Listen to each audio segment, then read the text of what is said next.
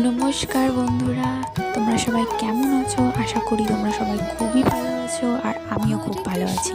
এটা আমার first voice over video. তোমরা সবাই দেখো আমার এই অঙ্গরাগের ভিডিও।